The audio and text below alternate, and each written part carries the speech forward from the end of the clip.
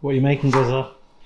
Today I'm making for you a aubergine and ancho chili pasta with spaghetti.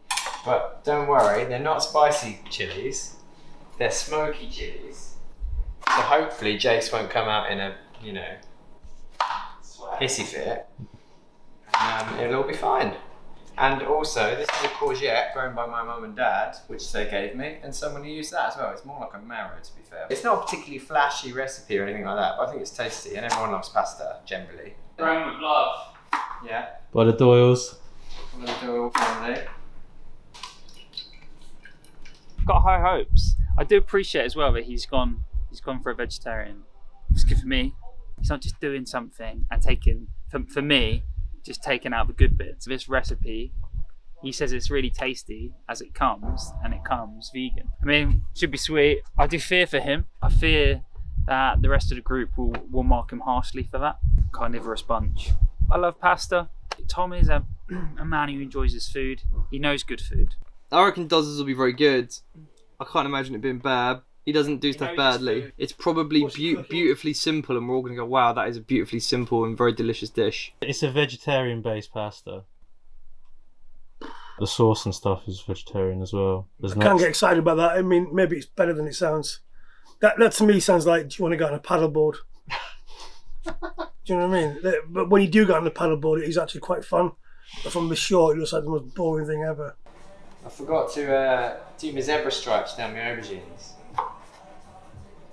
Which I'm not entirely sure as to whether it's because they can be bitter or whether it's because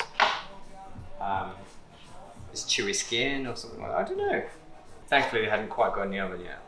See, zebra stripes. I might even put some tunes on for dinner. Potentially controversial when you're listening to music all day in the studio, but it's important to listen to other music that isn't your own. Because otherwise it drives you mad. Should be pretty interesting tonight. My nonna makes a lot of pasta alla nonna, so it's going to be very hard for Tom to compete with that. Even if it's nice, there's no way I won't be rating it against my nonna's pasta. What do they get out of 10? No, nonna's a 10 out of 10 every time. It's not his fault, but like, yeah, I'm going to be kind of marking him against the top of the top. When you do pasta and you're giving Roberto Damiani pasta, it's got to be the creme de la creme. It's got to be fantastic. Nothing but good vibes. Always.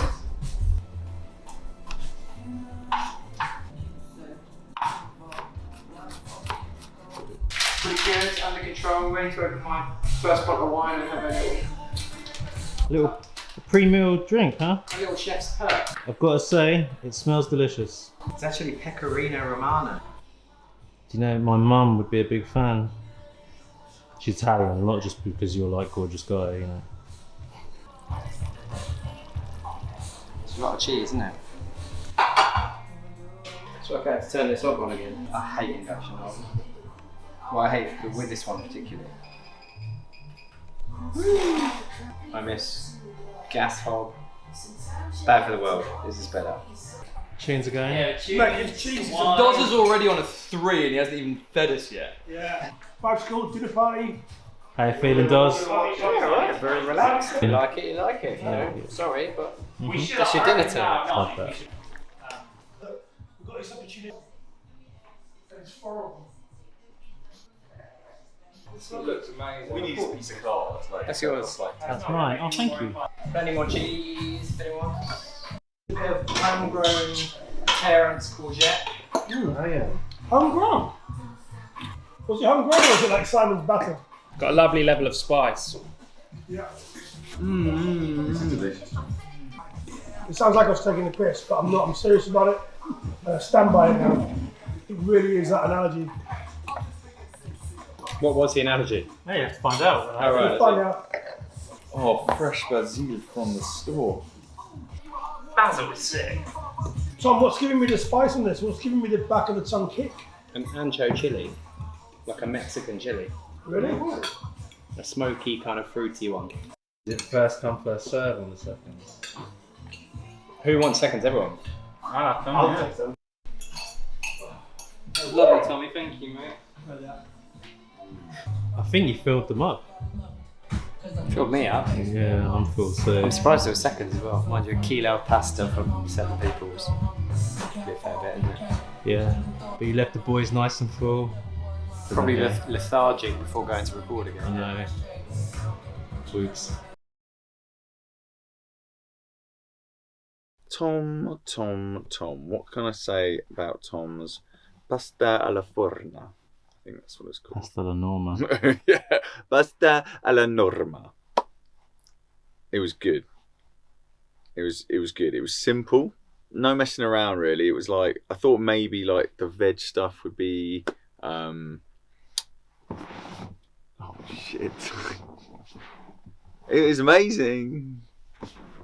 A real hearty, simple meal, but really hit the spot. Nice glass of red to go with, and seconds were on offer. Part of the beauty of it was just the amount of pasta available. Fresh veg from his parents' garden, apparently. How memorable was it? Have I had it before? Have I tasted those flavours before? Yes. So I'd say for like originality and interest of, you know, mixing things up a bit, wasn't the most memorable dish from that perspective, but what he did well. 3 weeks, 4 weeks from now, what did Tom make? Can't remember, but at the time it was brilliant. So I think for that reason, I'm going to give him a 7.5. He lost all the points because it wasn't on us. Yeah. Would have been a 10 out of 10. I think he's a big contender for the top spot. I think it's between him and Simon currently. Yeah, oh, mate, maybe 7.5 is too mean. I'll give him 8. Nah, it wasn't on us. 7.5. I thought Tom's meal was delicious. He clearly thought about something that he could tackle given the time frame. I couldn't fault it. It was delicious. So what would you give it? 1. The evening was very seamless due to a couple of factors. He had some lovely music playing, he was serving wine, and the general ambience was lovely, and I think that will nudge his score up slightly.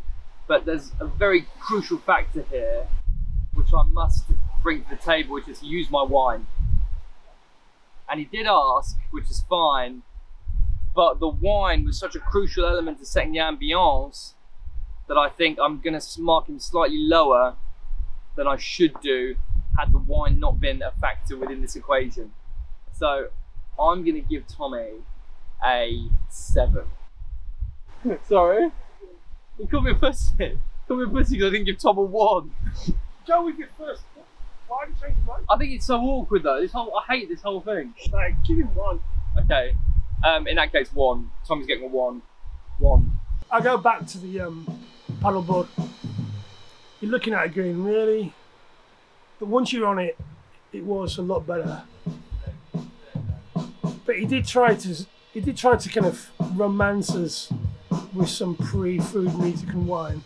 I could have done with a bit of bread, just something else, or some asparagus or something. But I thought it was very good pasta. If I had it in a restaurant, I'd be very happy. But I would never order it in a restaurant because I would look and just go, what pasta with aubergines?